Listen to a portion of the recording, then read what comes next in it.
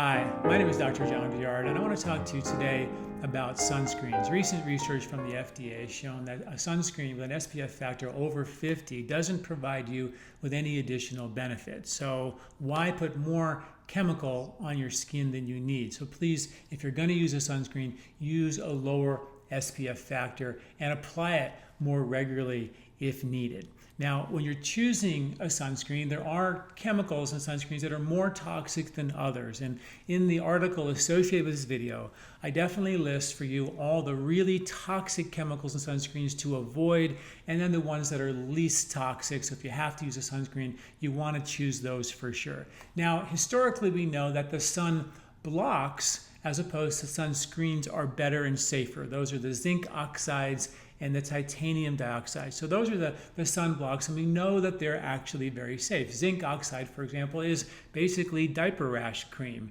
You can go to your grocery store and buy a tube of diaper rash cream for $1.50 and actually mix it with your favorite lotion and put it on as a sunscreen, and you're gonna have great sunblock. You're going to have a little bit of a whitish tinge on your skin, which is, of course, unsightly. People don't like that. So they created this micronized or nano-sized versions of these sunblocks, and they thought that they were safe and that the nano portions wouldn't enter into your skin. Now we know that they do. Now we know that they're actually toxic. So those nano-sized particles of the zinc oxide and the titanium dioxide are definitely to be avoided as well. So those are things to be aware of. The other thing is that there are things you can do internally. Vitamin D, for example, a deficiency that affects more than half the world's population, is very good for your skin. Interestingly, vitamin D, UVB radiation, it hits your skin and it connects with the oils on your skin and converts into pre-vitamin D, and then it goes into your liver and then into your kidneys, and it goes as an active form into all the tissues of your body.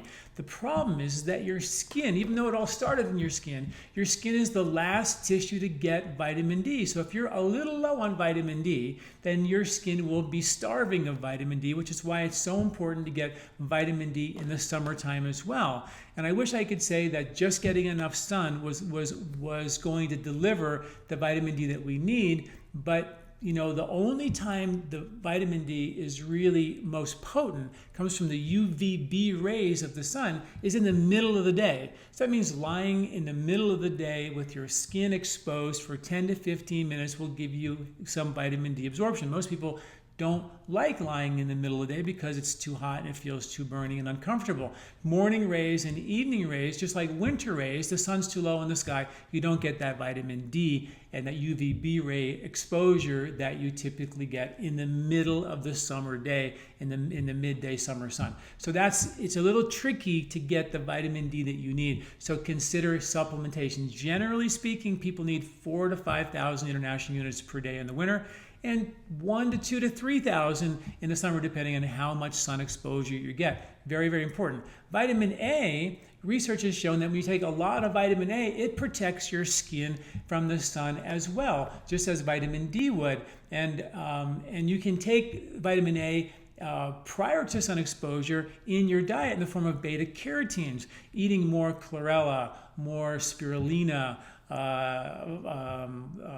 sweet potatoes or carrots, leafy greens loaded with natural beta carotenes that convert into vitamin D and vitamin A and give you a natural protection for your skin, which is a pretty cool thing as well. And then the last thing from the Ayurvedic perspective was to actually protect your skin, make your skin function better as an organ. And that was done by putting oils on your skin, which of course we've talked about feeds the microbes on the skin, which support the immunity of your skin, the function of your skin, and the protection of your skin. So that's very important. And here at LifeSpa, we have a variety of herbalized oils, plus one product that's particularly popular for the summer sun protection, and that's called body butter, which has, shea butter, avocado butter, mango butter with cooked herbs in it, like mangista and neem, to support the health and function of your skin, as well as some vitamins that also support the skin as well. So please check out the article associated with this video where I go into a little more detail about how to navigate the summer sun